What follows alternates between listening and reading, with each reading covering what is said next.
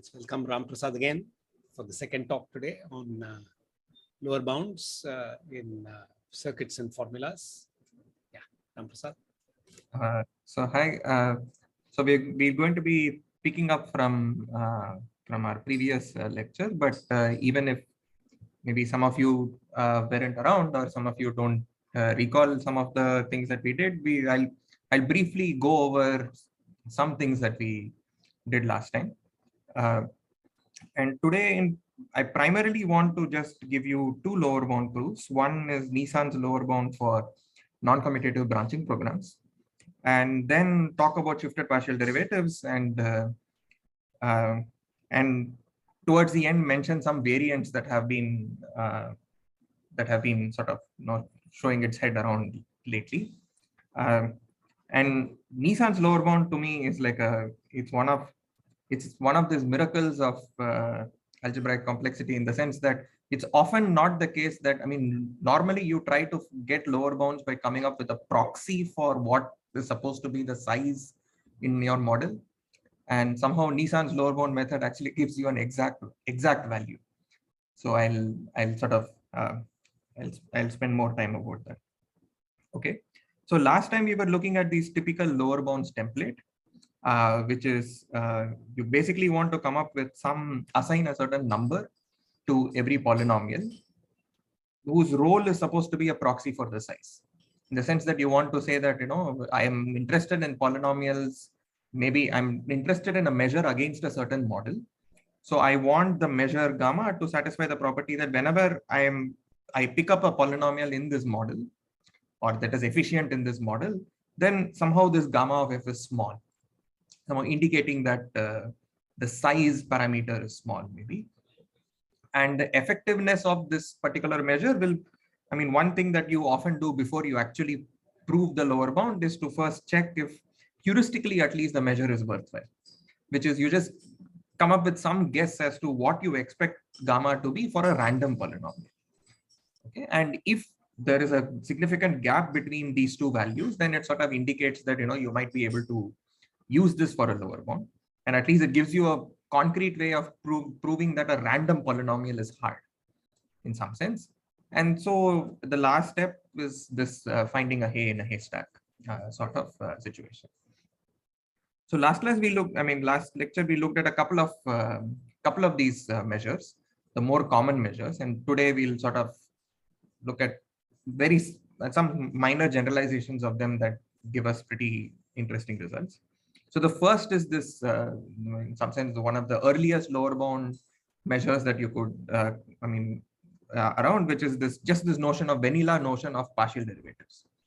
So just to recall, this notation, this partial with a superscript of equal to k, just refers to the fact that you're looking at the set of all possible kth order partial derivatives.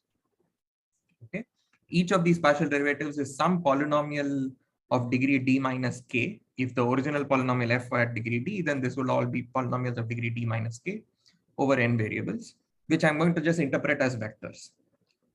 And the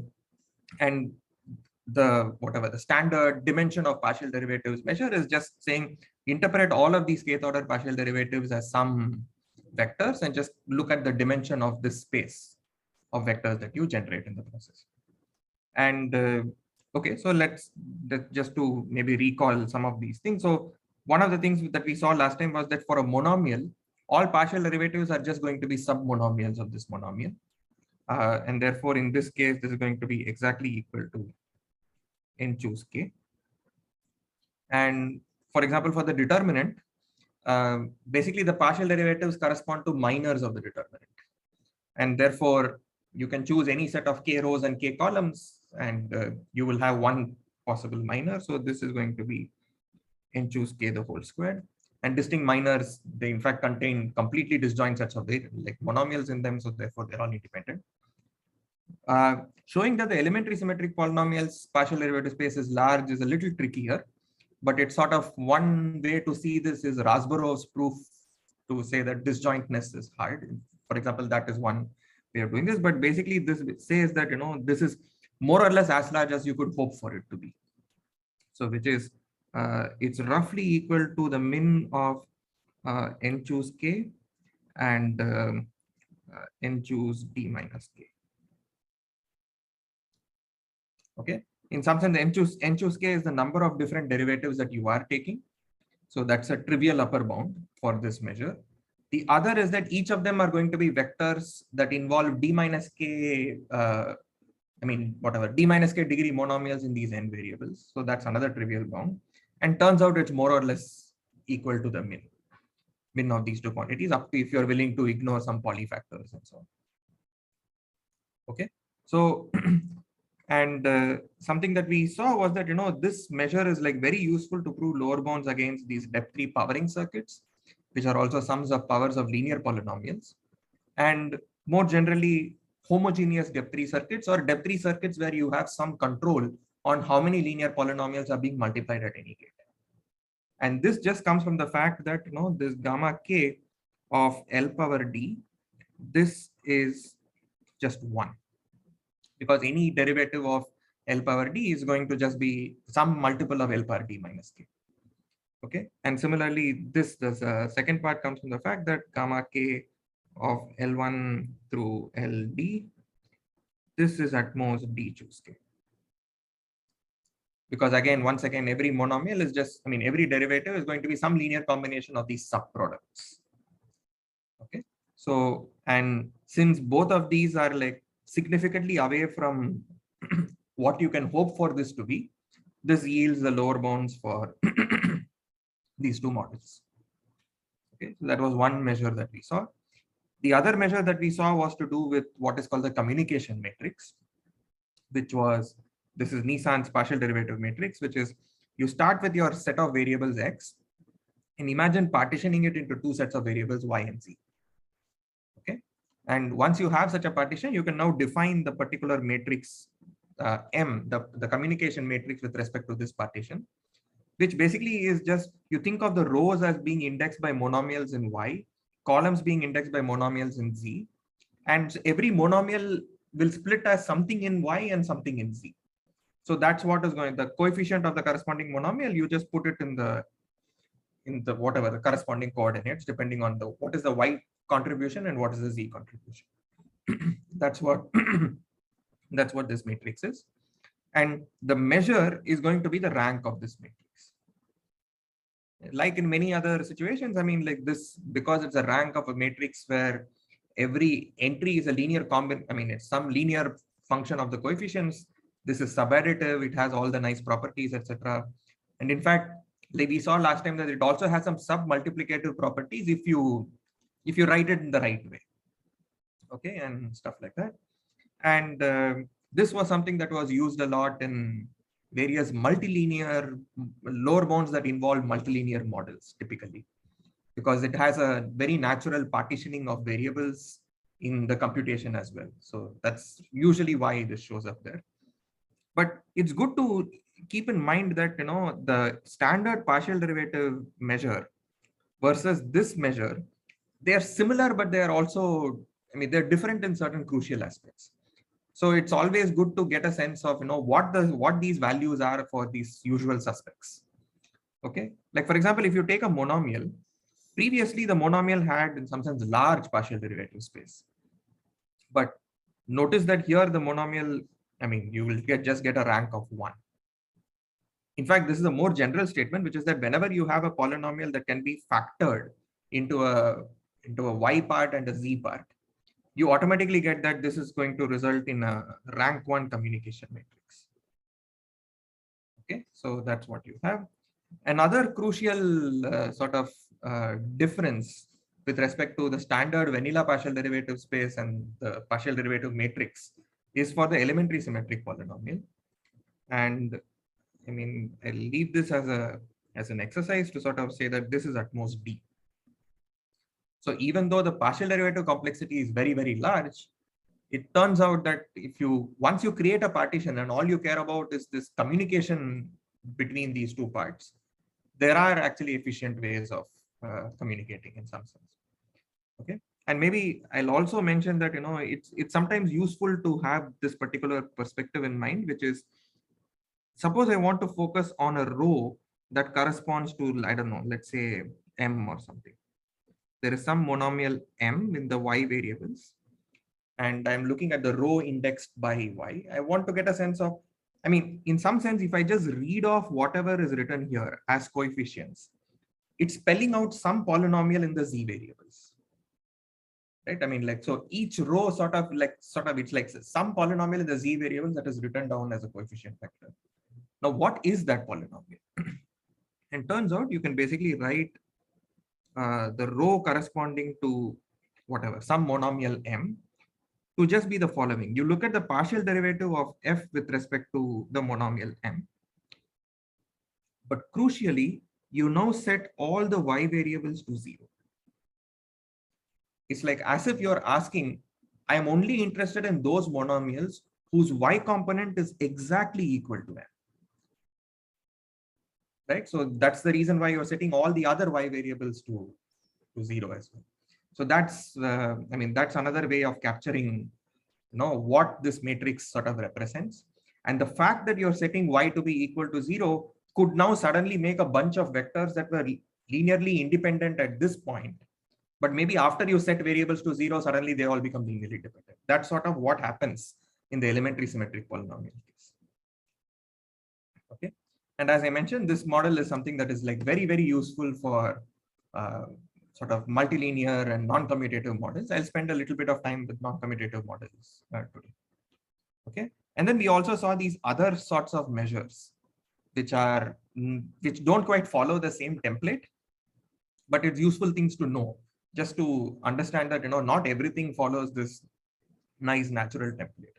There are fairly natural measures which are not natural for different definitions of what natural means. Okay. And Bauer-Strassen was one such measure, which was basically saying that you fix a vector A and you ask how many different x's are there, such that if I look at the vector of partial derivatives evaluated at x, I end up getting this vector A. Okay, that's what I'm writing it as, the gradient of f, but evaluated at this thing. And we basically saw that gamma A of this particular polynomial, summation xi to the d, this we know is at least, what is this going to be? This is going to be d minus 1 power n. And it is at most 2 power the size of the circuit. And this was what gave us a lower bound that any circuit that computes this particular polynomial must require at least n log d size, just from this equation. Okay, so this was the Bauer-Strassen lower bound. And the Mignon-Rosser lower bound was a little trickier, but basically it amounted to, you pick up a point where your polynomial is 0, and you're asking at that tangent space, how large a vector space is sitting there? Is there a large dimensional flat that is sitting at that point? And depending on how much degeneracy you have, you can say something related to the Hessian, because the Hessian sort of looks like the Jacobian of the gradient or something, and there's some relation between the two. And that lets you basically say that you can prove a determinantal complexity lower bound of something like n squared by 2 for the permanent. And there are plenty of other non-natural measures as well. Like for instance, these two are like lower bounds for ABPs. Renal's lower bound was for homogeneous ABPs, which was then extended for general ABPs. These are quadratic lower bounds for ABPs. And that follows as like, again, it's a very different sort of a template, which in fact, it's not natural in the usual sense. And there are also lower bounds like Grigoriev and Karpinski and so on, where there is usually some non-deterministic choice you need to make. You sort of say that it's not the case that the matrix has small rank, but once you ignore a certain set of columns, the matrix has small rank, except that the set of columns could depend on what circuit is computing it and stuff like that. I mean, like, so it's not something that is natural in the typical sense of the word. Okay, so this is all I wanted to say with respect to just a quick recap and like where we were last time. And today what I want to do is tell you a little bit about these non-commutative models and Nissan's lower bound specifically. Because as I mentioned, the Nissan's lower bound is one of these rare cases where it doesn't just give you a lower bound, it gives you a template of figuring out exactly the smallest circuit. I mean, the smallest computational instance of this computational model computing your polynomial, which is often never the case. Okay, but somehow Nissan's lower bound is a miracle in that sense. Okay. So in general, when we are talking about non-commutative models, I think the picture to keep in mind is often you're thinking of algebraic evaluations where things that you're evaluating don't really commute with each other. Like typically things like, if you want to evaluate a circuit over matrices, there I can't assume that xy equals yx because I may be plugging in matrices that don't commute. So you just work in this setting where you have a set of variables, but you never assume that the variables commute with each other. Okay. So basically what you need to do is every time you multiply two things, you need to make sure that you're multiplying things in the right order. So in that sense, it's more rigid in the way it's forcing you to compute stuff. Okay. And like always, you can sort of talk about what are formulas in this setting, what are ABPs in this setting, what are circuits in this setting. Formulas and circuits are the easiest to describe because I can just say that every multiplication gate has a well-defined left child and a right child. So you multiply it only in that order. And for ABPs, you just need to come up with one canonical way of saying, okay, I'm basically summing up over all possible paths, but what is the computation of one path? A canonical thing to sort of say is to basically say, let's start multiplying from left to right. We multiply the linear polynomials that we see here from left to right. So that gives us a definition of what non-commutative ABPs are. And it should be no surprise that these containments that we knew held in the commutative world continue to hold even in the non-commutative world with exactly the same proofs. So there's no surprise there really. But the thing is that in the non-commutative world, because computation is a little more rigid, like you don't have too many options of computing a certain monomial. You need to compute it the right way. It restricts the power of these in some sense. So we are able to prove better lower bounds in these sorts of regimes. And in fact, Nissan showed that this containment is actually really, really strict. By that, what I mean is like there are polynomials that are computed by poly-size non-commutative circuits, such that any ABP that tries to compute the same thing must require exponential size. So there's an exponential gap between the power of circuits in the non-commutative world and the ABPs in the non-commutative world. Okay, so these two, we have a very strong separation. And I mean, normally in the commutative world, we will just say that, circuits and formulas are like within a quasi-poly relation away. And it somehow feels like, how can we possibly prove like exponential separations between circuits and ABPs? And it's important to realize that the usual depth reduction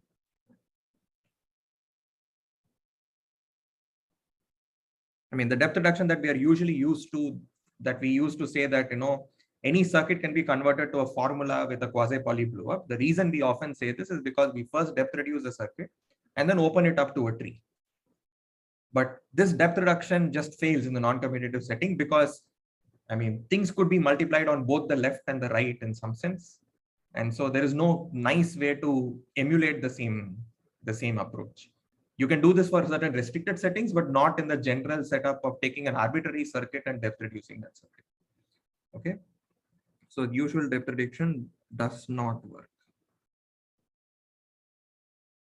Okay. So the standard, the usual thing of saying that, circuits and formulas are within a quasi-poly factor away, that's just not true in the non-commutative.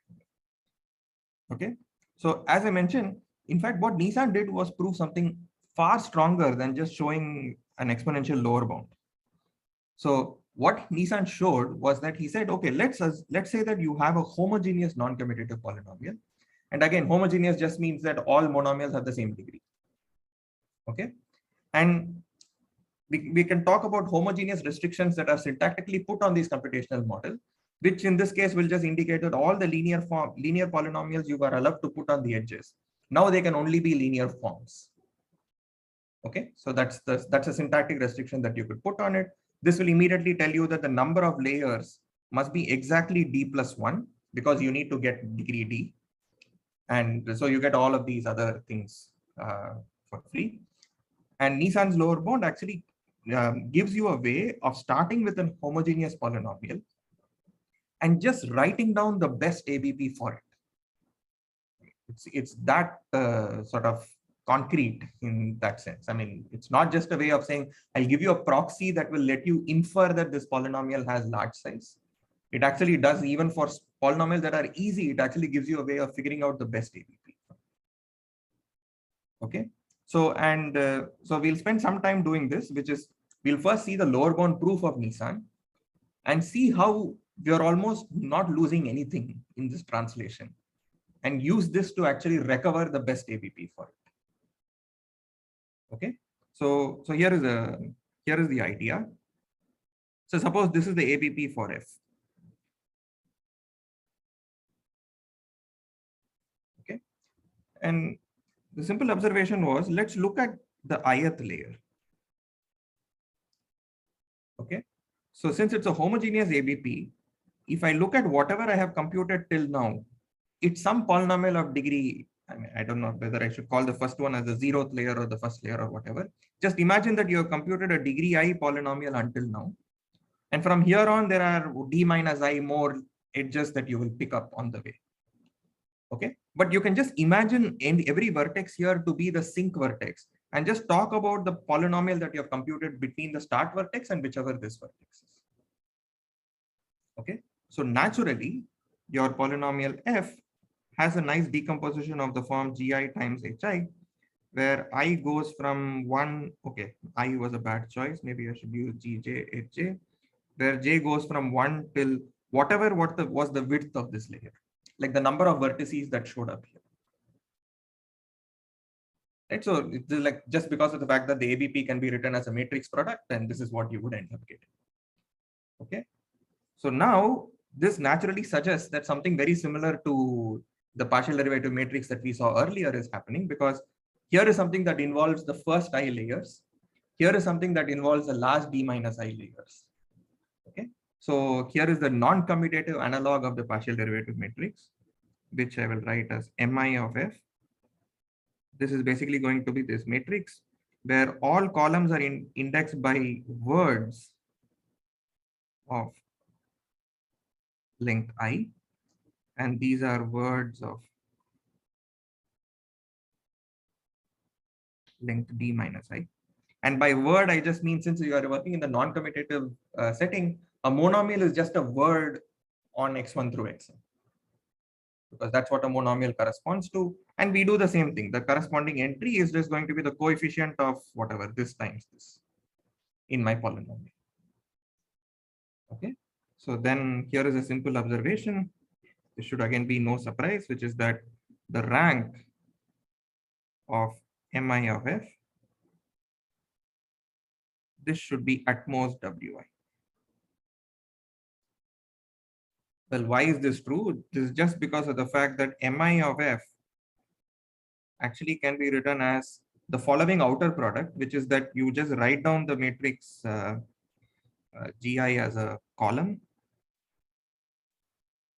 and hi as a row, and you sum over, again I missed this I and j business. So this just gives you a rank 1 decomposition of the matrix using at most wi such matrices. So it immediately tells us that the rank of this matrix tells you how many layers, how many vertices can be in the ith layer. Okay, so that's what it tells you. So in some sense, it already is giving you a way of proving a lower bound, because if this ABP is small, then every layer can have very few vertices. So this immediately tells us that if f is computable by a small ABP, rank of mi of f must be small for every choice of I. Okay, but what is unclear is whether the converse is true. Like suppose the rank of mi of f is like small for every choice of I. Does that mean that f has a small ABP? Because on the face of it, it feels like maybe there is one way in which, you know, I can build an ABP that looks horrible in the sense it's really fat, but like it has a small belt sort of thing at the ith layer. And maybe you can do this for different layers. Like for every choice of I, there is a certificate of this form, but with no additional guarantee that GIs, GJs, and HJs are also themselves computed by small ABPs. Okay, but surprisingly, you can do this. You can actually build the smallest ABP for F using this approach. And let me just outline the proof as to how you would go about doing this, because I think it's a really clever proof. Okay, so we're going to try and do this by induction. So what's going to happen is I'm going to end up building a certain number of vertices, and at every step I'm going to try and extend it to one more layer, with the hope that I'm getting closer and closer to computing F. Okay, and what I want is the number of vertices in layer I want that to be exactly equal to the rank of Mi. That's what I'm going to try and achieve. Okay, so let's just say that at this point, there's a bunch of vertices here. Let me just call this G1 through GW. And I am at layer I. Okay, so what I would like to know is like, what should I try and compute at by this time? Like, what is it that I should have tried to compute by this time so that it's helpful for my inductive steps and so on. Okay, and here is the key idea, or this is the invariant that I'm going to try and maintain. I want to look at the matrix Mi. Okay, since this is W, the W actually refers to just the rank of this matrix Mi.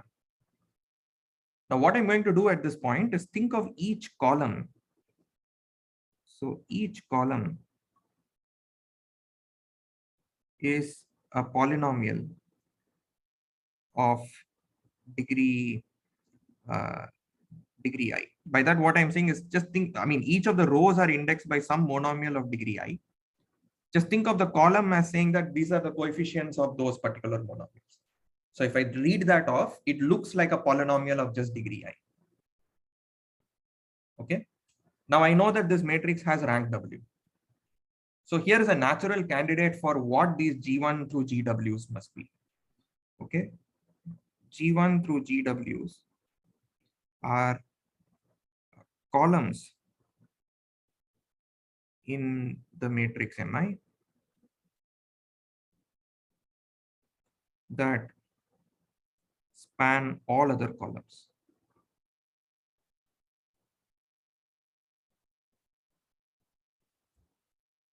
That's going to be my invariant. Like, I know this matrix has rank at most W, which means there is some set of W columns that span everything. Choose any such set of W columns, and that's going to be my target of what I want to compute by this point. Okay, and so let's try to get a better sense of what this means. So maybe we should ask, what is column corresponding to some monomial M? Notice that each of the columns are actually indexed by some monomial of degree D minus I. So how is this the particular polynomial that I read out and whatever was the column index? What's the relation between them? So in some sense, I mean, it's easier to, writing it out is just more painful. So this is something like the right derivative.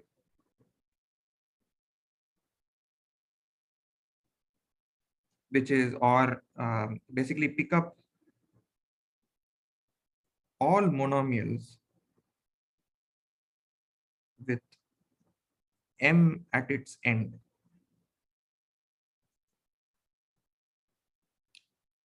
That's roughly what this is supposed to mean, right? So let me just denote this by delta M of F is equal to G. By that, what I mean is pick up all monomials of F that have M on its rightmost side, knock that off. Whatever is left is what this G is. So that's what it means to say that the mth column of this matrix corresponds to the polynomial G. Now, what does it mean to say that these sets of these specific G1 through GWs span all the columns? So notice that that's just saying that for any M of degree D minus I, we can write del M of F as summation beta I Gi or something. Again, I'm using I and J's because that's what it means to say that these sets of columns actually span everything. Okay. Now what I want to do is just the following. I mean, I want to somehow maintain this invariant. I mean, this is what I start off with. I have some G1 through GW that somehow by miracle I have computed so far. Now I need to somehow move to the next layer, which is computing some G1 prime through some GR prime or something, which happens to be a basis of columns for this other matrix. Okay, and we somehow need to figure out, okay, how am I going to get my handle on this? Okay, so here is just a, so let's just look at some, I don't know, some GA prime.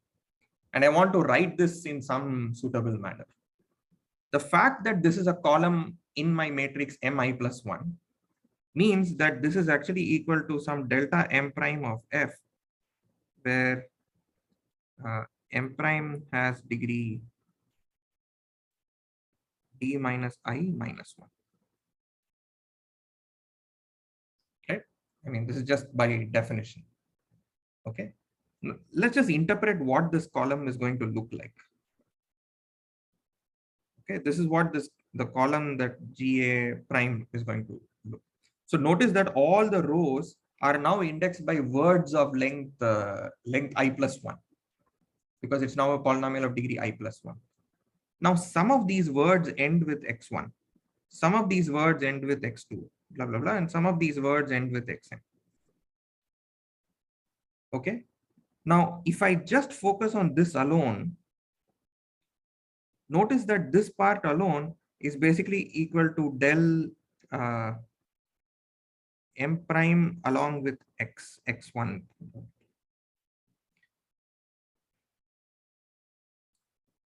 Right? Because it's like saying that it's not just ending in M prime, it's now ending with M prime, and then there is an x after that, or an x1 after that. Okay, so this is just this of F, and similarly for each of those things.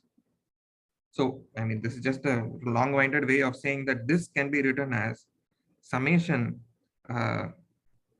del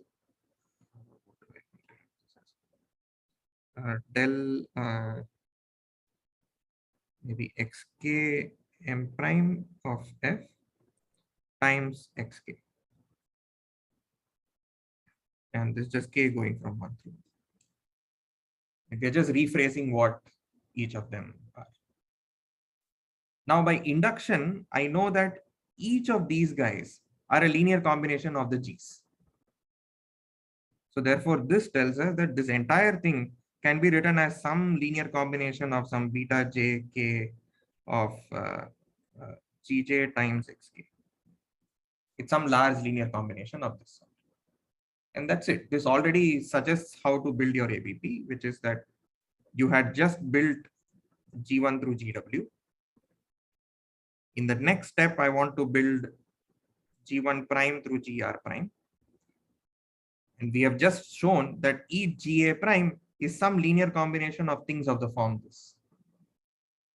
So you just multiply for each of them, you just multiply with the corresponding X variables, add them up, and you get the next layer. So that's how you build one layer at a time. And the last layer is basically the matrix itself only consists of one column, which is the polynomial F. So therefore you end up computing the polynomial F. And notice that throughout this process, the number of vertices in every layer was the rank of the corresponding communication matrix. So in fact, we got exactly the best ABP that you could hope for using this approach. It's a pretty miraculous statement because it's not often that you end up in a situation of this sort where you can just exactly nail down what is the best circuit of a certain type, computing an arbitrary given polynomial. But somehow here you can. Okay, maybe I'll just pause for a minute to, if there are any questions, because we are soon going to just move to the next sort of measure. Okay. So if there are no further questions, then I'll move on to our partial derivatives and friends. Okay, so just recall that one of the first lower bounds that we proved in the previous lecture was this depth 3 powering circuits. These are circuits of the form summation Li to the d. They're just computing sums of powers of linear polynomials. And we showed that any such circuit that tries to compute even the simplest polynomial, which is just one monomial, already requires something like 2 to the omega n. Okay. So the next step in this one could have been to, can we just generalize this to something like sums of powers of quadratics, for instance, where maybe I should write this as d by 2, something to, because you're computing a degree d polynomial. Okay. So, I mean, before we try out other things, maybe it's a good idea to just take the measure that we already have, which was so successful for sums of powers of linear polynomials or depth circuits, etc., and just try it out here and see what goes wrong. Okay. So now let's look at the following. What happens when I take a partial derivative of q power d? So I'll end up with something that looks like q power d minus 1 times some linear polynomial. Okay. And more generally, if I take partial derivatives of order m, of whatever, let's say if I take a partial derivative of order k of q power d, I'll end up with q power d minus k times something of degree k. This just comes from chain rule. Okay. So this already suggests that the space of all possible partial derivatives is basically just the space of all possible linear polynomials. I mean, like polynomials of degree at most k, because those span everything. So an immediate corollary is that the dimension of this space is at most something like n plus k choose k, because those are the number of degree k polynomials I have on n variables. Okay, so let's just refer to this again as gamma k of q to the d. Okay, and let's ask ourselves, what is the best I can hope for a random polynomial? And like we said, these are the number of derivatives I have. These are the lengths of these vectors. So this is like a trivial bound that you have. And you just notice that this term is just equal to this term.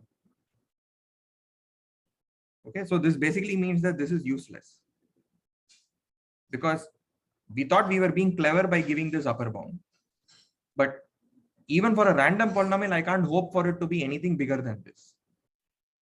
So I'm not going to get anything by doing this. And in fact, it's not just an artifact of some calculation error that we did or something. It's just that there are examples of quadratic polynomials such that a high power of a quadratic actually ends up having almost a complete partial derivative space. So this is in some sense easier to verify. But in fact, there's a paper by Michael Forbes where it actually says that there are powers of quadratics that is in fact equal to this min. Like it's like the worst possible answer you could, I mean, like it's completely saturated. You can't hope to get any lower bound better than that. And so Neeraj Kayal came up with this really phenomenal, I mean, in hindsight, it feels like a small change, but it sort of changed the landscape in the lower bound setting, which was just to ask, what happens if we throw in shifts here? Okay.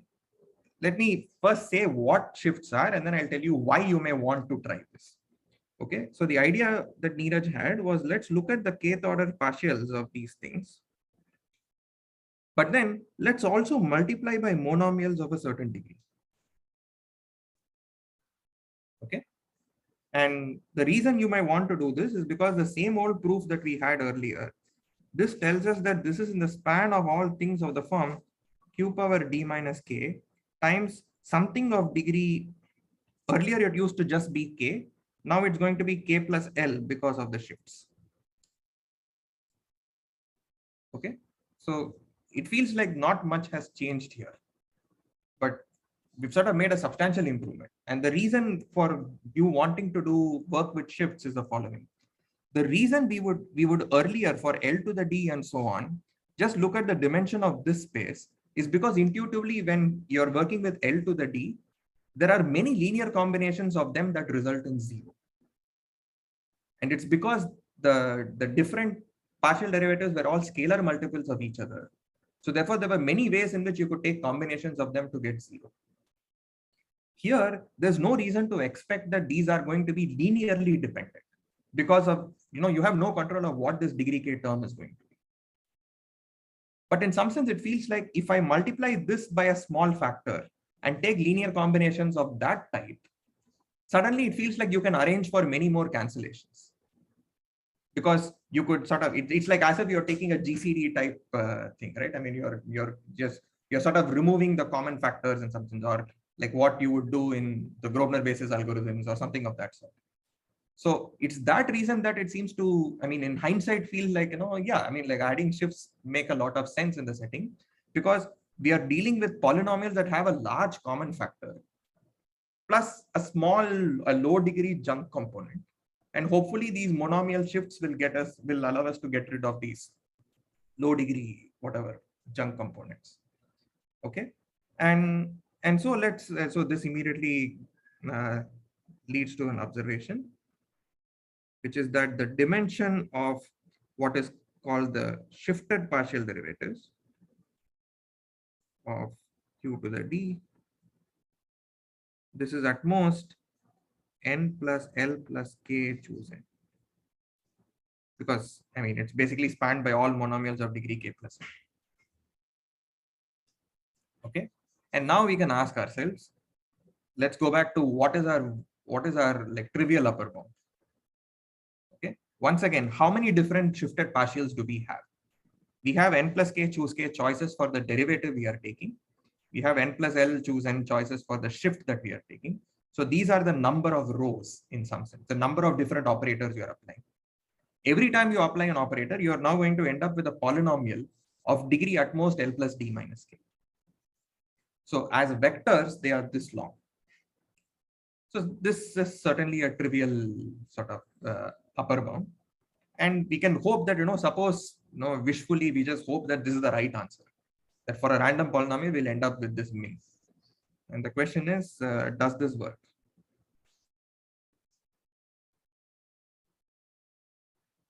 Okay. And it's not easy to convince ourselves that it works, but I mean, primarily because finding the right parameter choices is a little tricky here.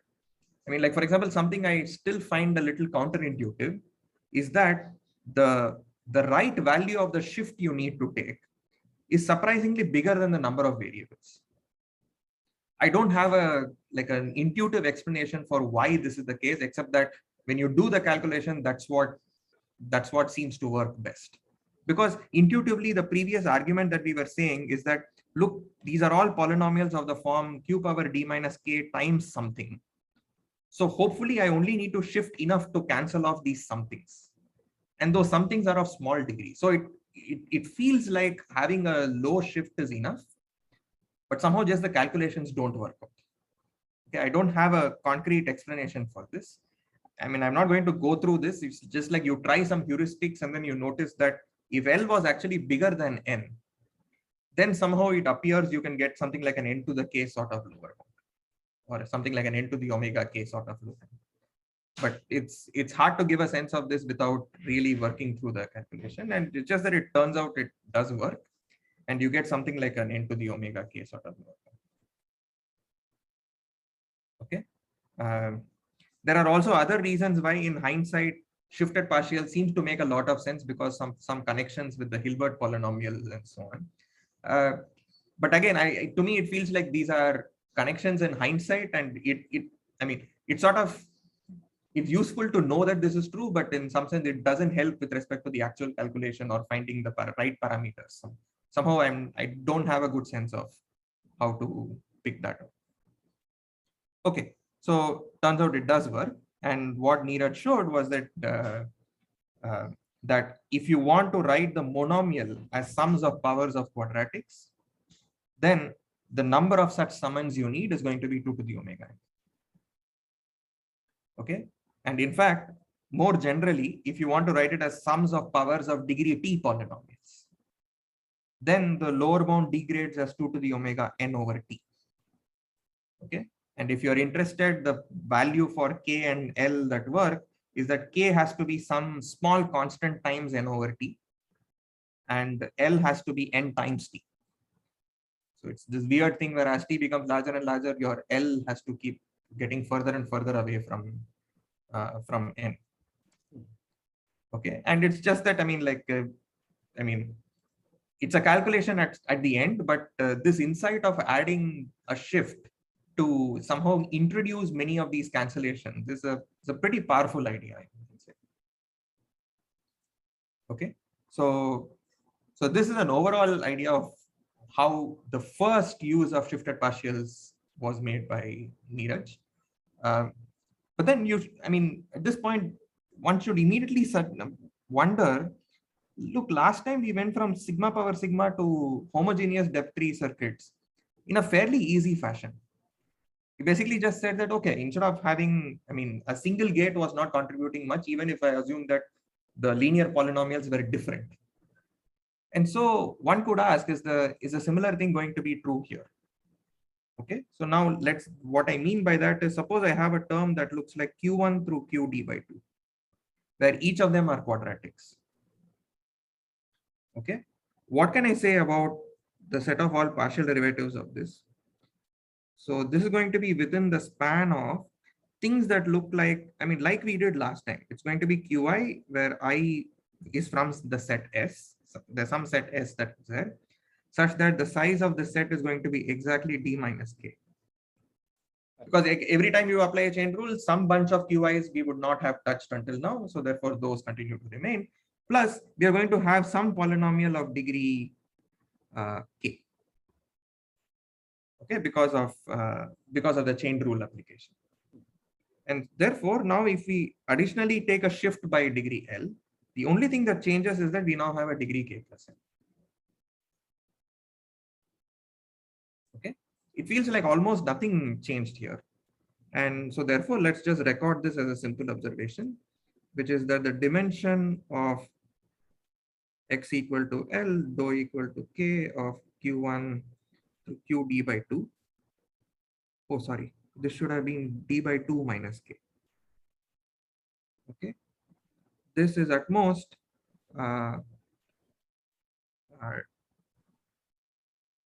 so this should be d by 2 choose k times n plus L plus k choosing.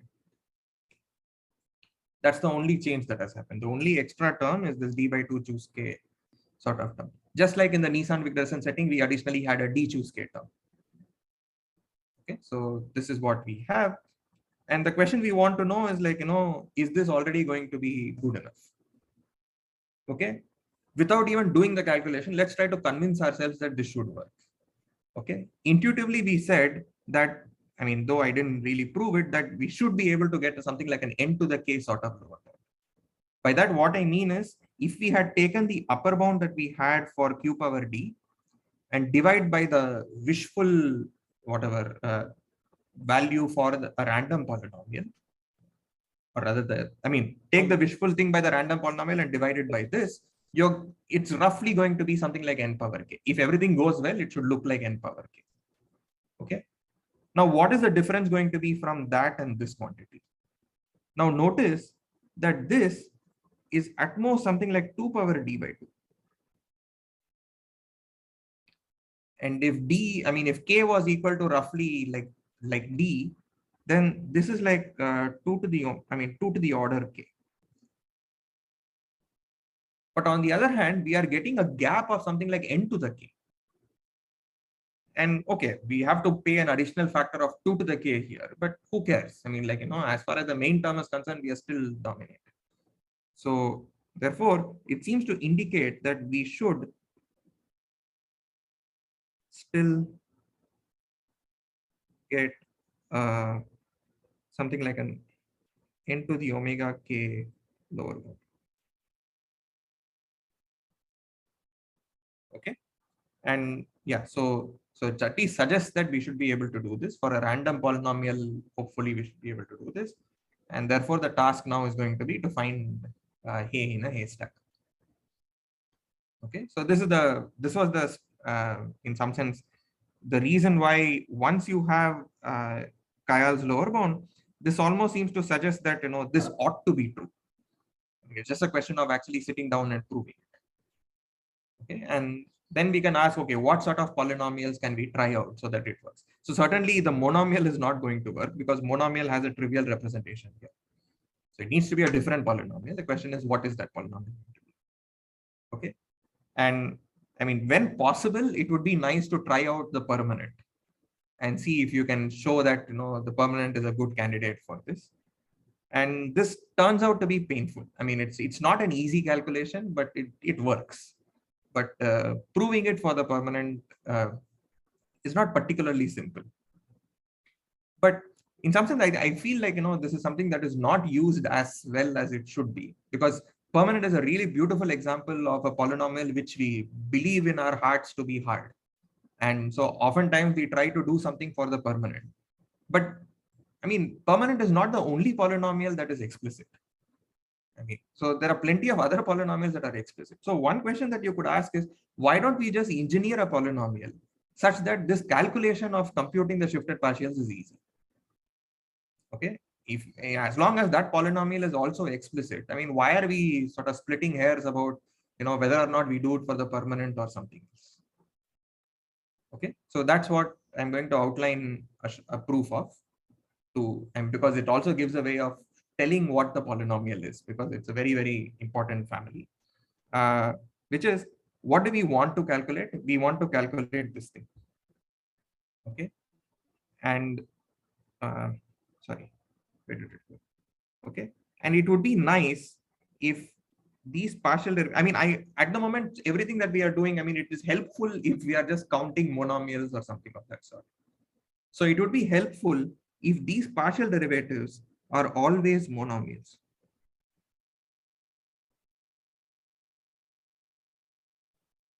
Because then the set of all partial derivatives is going to be some big bag of monomials. And we are just counting how many distinct, whatever, L degree multiples do we have of these monomials or something. So let's ask ourselves, if I want these partial derivatives to be monomials, what do I want from the monomials of my polynomial? Like, why would multiple monomials show up here? Okay, so for example, if I have del m of f, and suppose this looks like m1 plus m2 plus a bunch of things. Why is this even happening? It's because m1 times m is a legitimate monomial in f. And similarly, m2 times m is also a legitimate monomial in f, which is why these terms appear to show up. Which in particular means that my monomials in f must have there must be two monomials in f such that its GCD is at least k. Like, there are at least k common variables, so that when I take derivatives involving those common variables, somehow I get residues with respect to both of them. And this is what I don't want. Okay, so one question is, can we ensure that any two monomials of f have GCD strictly smaller than k? And GCD strictly smaller than k, what I mean is, like, the degree of the GCD is strictly smaller than k. Okay, and basically, I mean, like, there are these objects which are called error correcting codes, whose purpose is to make sure that you have a bunch of strings that are far away in some sense. So it's natural to try and say, okay, why don't we just build a polynomial using a code such that we somehow introduce this distance property between monomials in the polynomial. Okay, and here is a standard template for doing this. You pick up any code that you want over some alphabet sigma. And let's say the code has the block length is d. I'm choosing d here primarily because this d is going to translate to the degree of the polynomial. Okay, so pick up some code that has block length d and over some alphabet sigma.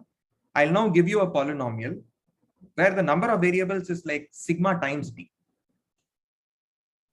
Okay, so that's what this thing is. Maybe it's pictorially easier to think of it as a matrix where the rows are indexed by sigma and the columns are just 1 through d. Okay, and what is the polynomial? There is going to be one monomial for every code word. And what is the code? So the code word is basically a sequence of letters. Just think of that sequence of letters as a monomial. That's it. So it's just going to be, the first letter is alpha 1, the second letter is alpha 2, the dth letter is alpha d. So every such code word corresponds to one monomial right now. And you just go over all possible code words and add up these monomials. So what we want, a code of distance strictly smaller, I mean, strictly bigger than d minus k.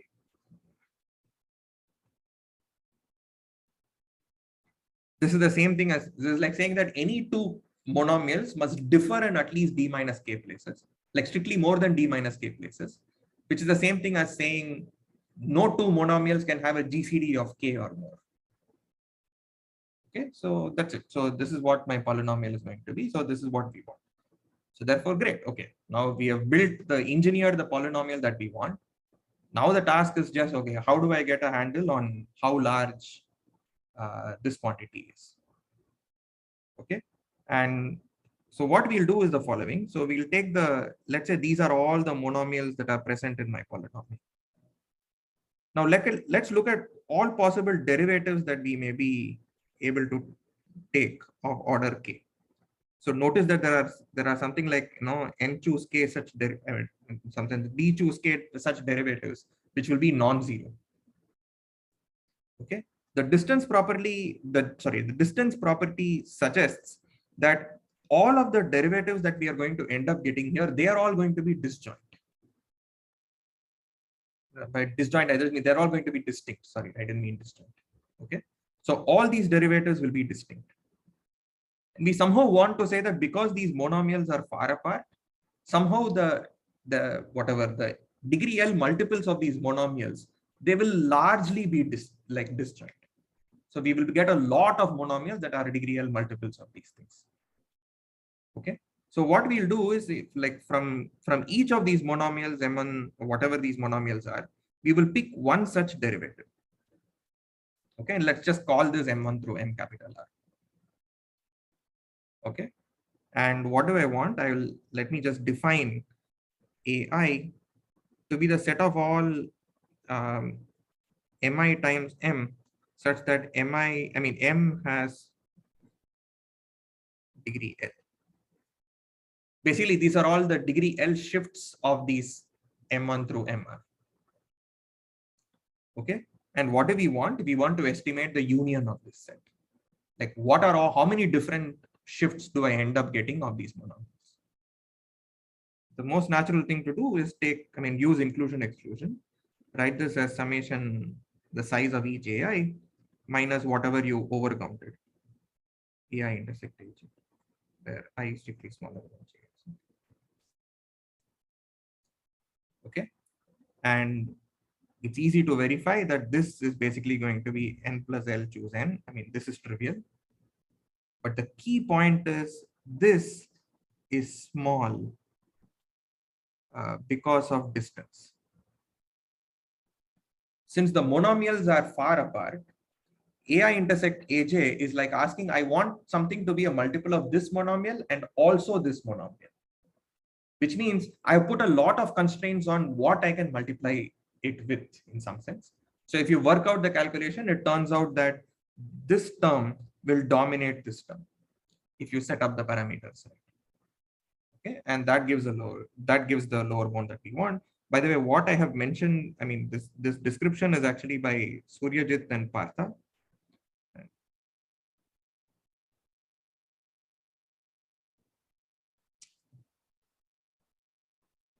Yeah, this particular proof of it, it's one of the cleanest proofs that you could come up with to show that to show the effectiveness of the shifted partials in this setting.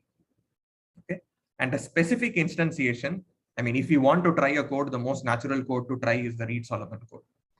So if you instantiate it with the Reed-Solomon code, you get what is called the Nissan-Wigderson family of polynomials, because this is like a combinatorial design that you're using coming from codes, and combinatorial designs was something that is heavily used in this paper of Nissan and Wigderson. So the polynomial is very, very explicit to describe. It is you're just running over all univariate polynomials of a certain degree, because that's what your Reed-Solomon code looks like. And for every such code word, you are it almost looks like that you're plotting the graph of that polynomial in some sense. Okay. And there are a bunch of very nice properties, which is that firstly, it is in BNP, because it's very easy to look at a monomial and decide whether the coefficient is 1 or 0. Okay, and it has exactly n power a monomials, and no two monomials will have degree GCD more than a. Okay, so just combining, I mean, this writing the theorem statement.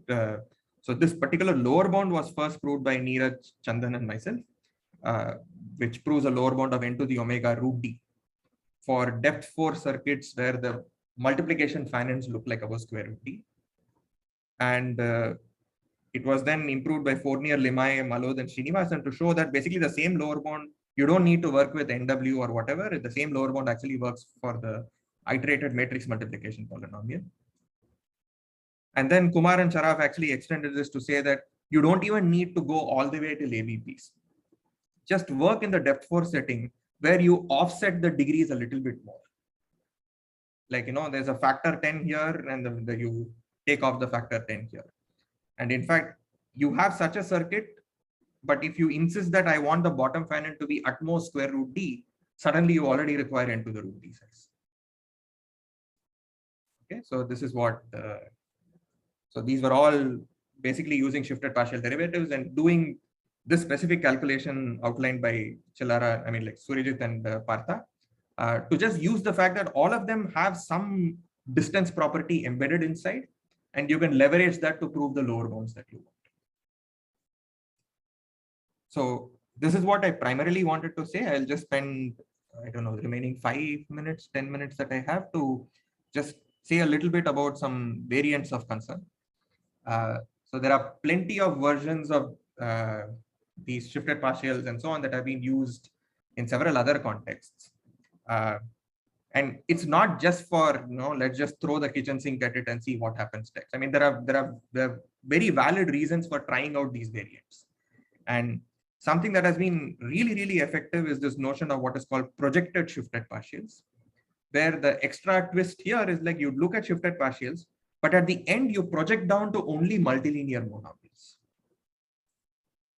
Okay, and surprisingly, you get a bunch of new results just from this. And I mean, on the face of it, it feels like a very weird thing to do, because if I hadn't projected, I'm looking at a certain matrix and I'm arguing about the rank. What does it mean to say I'm projecting down to something? I'm basically saying I'm not going to look at the entire matrix, I'm going to look at a submatrix. On the face of it, it feels like, how can this give you a better bound? Because you're literally losing on the rank by losing out on the columns. But the whole point is you're not just dealing with the rank of this matrix. You're often dealing with the ratio of two ranks. So if one of your things get sort of affected more than the other, you can start leveraging these differences. I mean, this also used to happen in the partial derivative setting, because we were sort of saying that let's take partial derivatives of order k. There may be instances where we may have wanted to take partial derivatives of all order. But sometimes choosing the k correctly helps, because you are looking at a submatrix of all possible partial derivatives, but it helps. Okay, so the situation is sort of very similar here. And using these projected shifted partials, Nutan, Neeraj, Chandan, and Shrikant, they actually showed an n to the omega root d lower bound for homogeneous depth 4 circuits, by which what I mean is all you're insisting is that every gate here computes a degree d polynomial, but you're not putting any restrictions on how these degrees are distributed between the second layer and the fourth layer. Okay, and they proved a lower bound of n to the omega root d, again for the Nissan-Wigderson polynomial, over characteristic zero fields. And shortly after that, Mrinal and Shubhangi, they actually proved the same lower bound for IMM. In fact, that proof actually works over general fields. It doesn't depend on the characteristic at all. Okay, so that is one of the modifications that you could do. The other modification is like somehow adding in what is called skewness. Okay, and this manifests itself in various ways. I'll just give you one specific example. This is a measure due to Neeraj, Vineet, and Chandan. So the idea is similar, which is like you start. This is to do with the the partial derivative matrix and trying to come up with some minor modifications of that, which is you partition your variables into y and z, but y and z don't have the same size. So it's a slightly skew partition of the set of variables into two parts. Okay, and for the moment, let's imagine that y is like much, much larger than z. Now, if I look at the matrix as a whole, this will suddenly look very lopsided because the number of rows will be much larger than the number of columns or something. So you adjust for that by doing something, again, in a slightly skew fashion compared to what you do in the y variables and what you do in the z variables. Like, for instance, you could take the rows earlier used to be all possible monomials in y. But now you restrict yourself to monomials in y of degree at most k, or degree exactly equal to k. You fix a parameter k and you work just with that. But on the other hand, maybe the columns are all possible monomials in z. So in some sense, there are a lot more y variables, but you're not looking at all monomials among them. There are far fewer z variables, but you're looking at all monomials among them.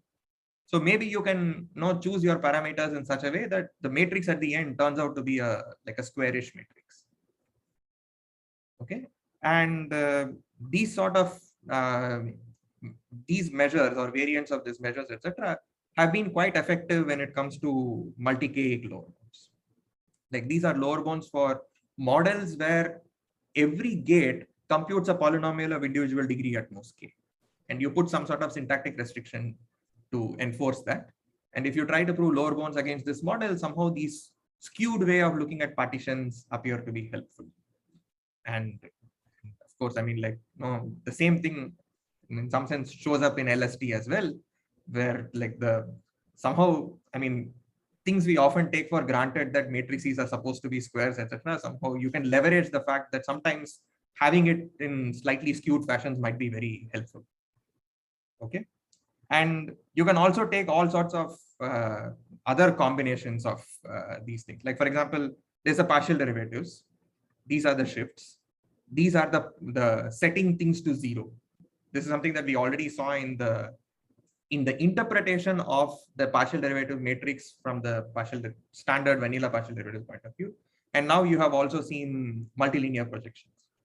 Now you can imagine combining all of them together. And for instance, there's a recent paper of Suryajit, which actually puts all of them together. So like projected, shifted, skew partial derivatives. So that's the measure that is used to prove better multi-k lower bounds and so on. And there are also projections don't necessarily have to be in terms of multilinear things. For example, there are other forms of projections where you could just project to certain arbitrary affine functions in smaller number of variables or something.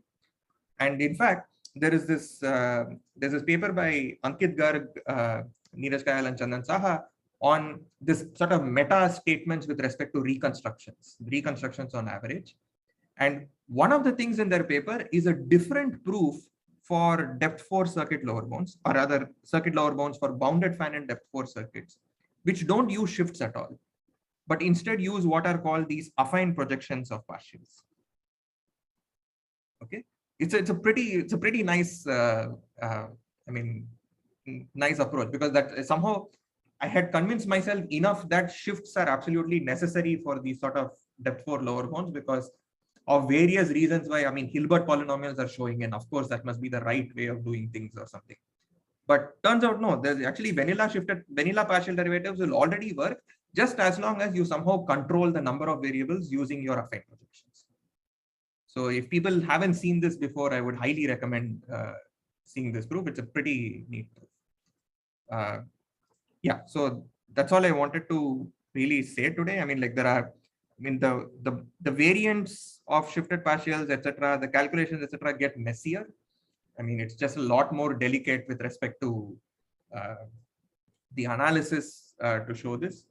But I mean, I think it's good to see one or two examples to see exactly where the multilinear projections, etc., help. But I didn't have time today, so I didn't want to do this. But there are plenty of, like, for example, the GitHub survey has such a description, and right now this has become bread and butter for many lower bound proofs. Okay, so I'll stop here and just maybe take questions.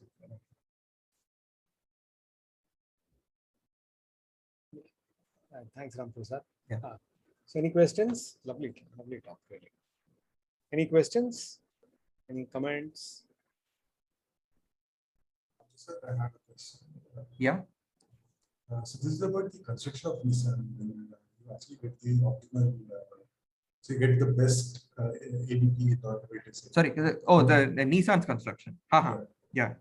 So do we have any more examples where such a thing can be done? So where you actually take a matrix, so where you take you take the matrix that you define for the measure, and from that you get the optimal construction. Do you know any examples? Yeah, actually, the only other example I know is sparse polynomials. But I mean, that's a stupid example. But yeah, but it's bizarre. I mean, like, I don't know of any instance. So here it seems to leverage that there are many matrices, and you're constructing from each of these matrices. Right? In some sense, you have matrix for level I and matrix for level I plus 1 and so on. And similarly, there is this Minard's result, like the one which you talked about, like the non-Maxwell lower bounds. So in that, like Minard does something similar, like he has a lower bound at every level. So again, he says, like, okay, I need nodes of, so there are at least W many nodes of degree I, W many nodes of degree I plus 1 and such. So can such a so I don't know if that's the only reason for this. Like, for example, I mean, so for example, Nissan's lower bound has plenty of other consequences also, right? Like even with respect to the border. I mean, often you might conjecture that there are circuit classes such that if you look at the border of the circuit class, you stay roughly within where you are. But it's often never the case that you stay exactly where you are. Like, for instance, you might say something like, if you start with you might conjecture that if you start with a depth-3 circuit and look at the border of small size, let's say sizes depth-3 circuits, maybe the border of sizes depth-3 circuits, you could conjecture that it's like size poly S. Like you might give yourself some slack to sort of say that, I can still come back into the model without the border or something. But here is an example where you start with a branching program that has this many nodes in each of these layers. And you look at the border of the class, you are exactly where you were.